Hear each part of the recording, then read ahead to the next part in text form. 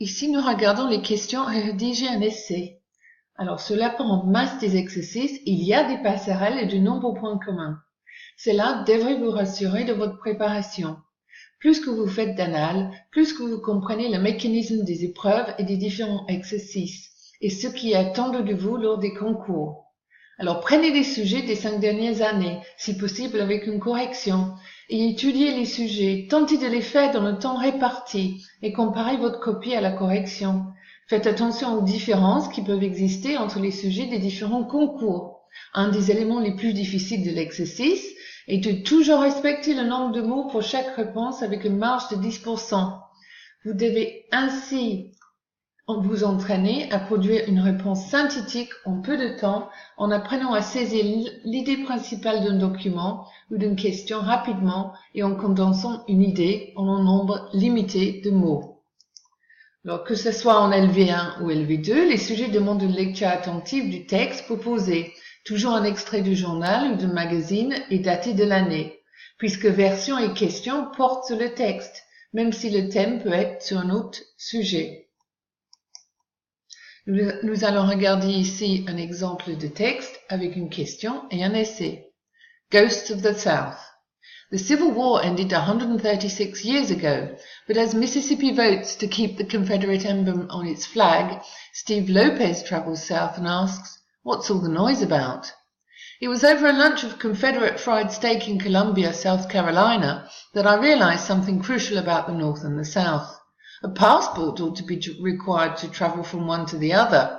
The thought occurred to me when my lunch partner, a man named Chris Sullivan, told me this.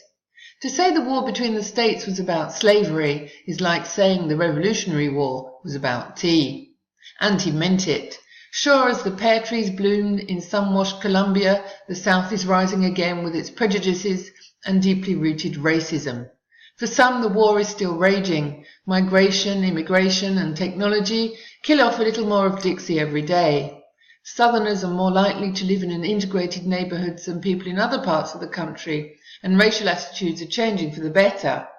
In 1970, according to a survey by the National Opinion Research Center, 55% of white Southerners agreed strongly that blacks should not push for inclusion where they are not wanted. 26.5% agreed slightly. Most of the progress, scientists say, has come in the metropolitan areas. In the rural South, old ideas die hard. And the supporters of Dixie have become ready to defend its values and its past, its history and heritage, its family and sovereignty, its thumb in the eye of Northern culture, and for some, its codes of racial superiority and subjugation. Last week, Mississippians voted 2-1 to retain a state flag dominated by the rebel emblem, the last one in the South. A coalition of business and civil rights leaders spent close to $700,000 arguing that the old flag insults African Americans and repels investment. But only 18 of Mississippi's 82 counties voted to change it. The reformers admitted time was necessary to make mentalities evolve. South Carolina last year removed the Confederate flag from atop the state capitol, but the NAACP still boycotts the state because the flag still flies elsewhere on the Capitol grounds. In Selma, Alabama, a battleground in the 1960s civil rights movement, whites are militant in defense of a new statue of Confederate hero Nathan Bedford Forrest, even though he was the first great wizard of the Ku Klux Klan. This is adapted from Time, April 30th, 2001. Donc ce texte va vous donner l'occasion de revoir quelques points essentiels de l'histoire des États-Unis et de réviser quelques notions.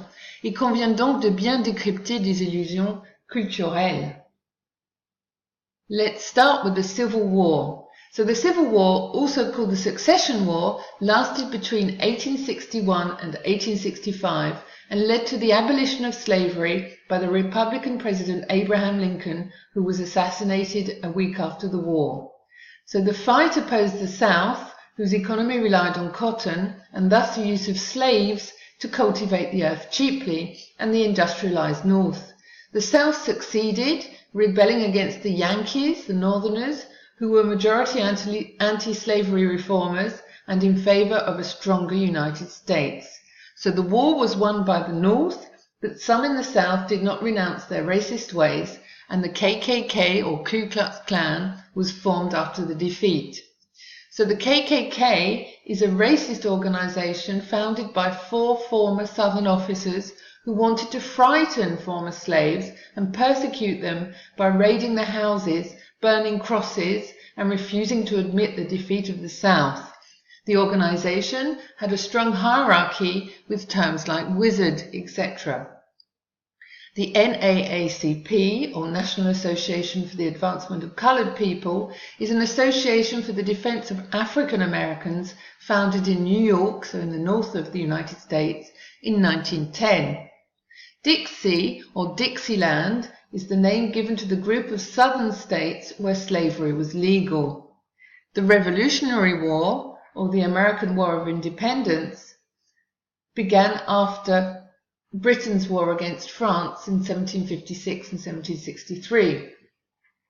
So Britain was strongly in debt and granted the Company of India the right to export its tea to America, where settlers were obliged to pay taxes on their own production. So America at that time was an English colony.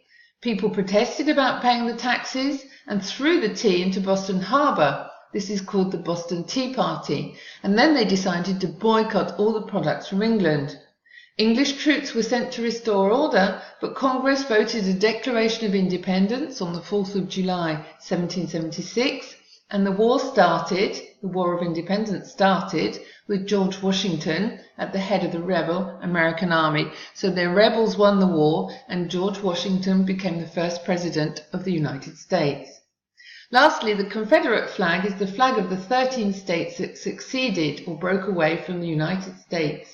It symbolizes the assertion of Southern values, including white domination. Donc, regardons la question de compréhension. Explain the phrase, its codes of racial superiority and subjugation, avec un exemple de réponse. The sentence refers to the well-rooted racial prejudices some white Southerners still convey, and the fact that many people still think that way and react according to these old traditions. The term code indicates that these attitudes have turned into habits and even into a sort of cultural legacy which some Southern people are reluctant to renounce. The term superiority clearly means that some whites still despise the blacks, considering them as inferior, while the term subjugation alludes to the unfair domination that has been exerted on African Americans, making them believe in their inferiority and convincing them that they are second-rate human beings. Donc vous voyez ici, on montre qu'on a compris le texte et les questions portent que sur la compréhension du texte et pas sur une opinion personnelle. Donc on ne sort pas du texte, on reste dans les termes du texte. Question 2, essai. Would you say that affirmative action has been a successful policy against racism in the US? Ici donc on demande une culture générale plus large et le candidat est demandé de sortir du texte et apporter des exemples de sa connaissance personnelle. Voici un exemple une proposition de réponse. So the first point is to assess why affirmative action or quotas has been resorted to.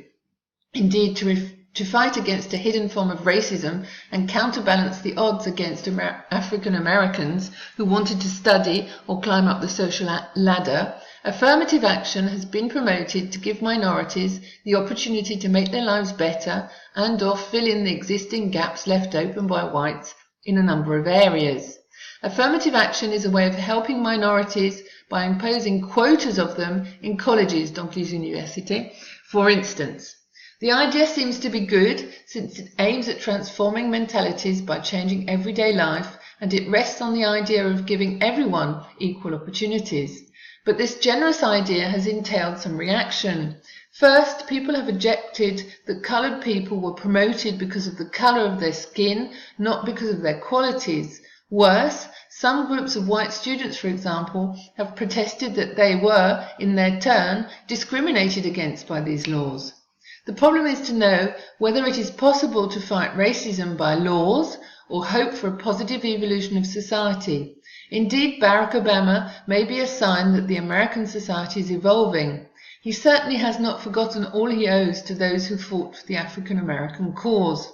Martin Luther King, for example, started the Montgomery bus boycott in 1955 after Rosa Parks, a Negro woman, was put into prison for having refused to give up her seat to a white man in the black section of the bus.